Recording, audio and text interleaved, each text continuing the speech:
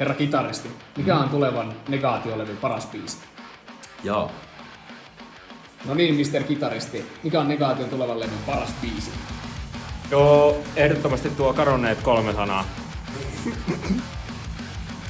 Vittu enää. No vaikka kodita. Varmaan Inertia. Siis puhutaan niinku... No puhutaan. Inertia on ihan hyvä. No niin, Mr. Rumpalit ja basisti, mikä on tulevan Negaatio-levyn paras biisi? Sama. Varmaan kodita. Kuunnellaan ne kaikkeen. Loppuun poltettu. Siitä saatiin aika jytä tälle levylle. Kiitos Sonni. Mr. Tuottaja, mikä on tulevan Negaatio-levyn paras biisi? Herra vokalista laulaja sanoi. Hiljaa! Mikä on tulevan levyn lempibiisi? Kyllä se kodiko noista.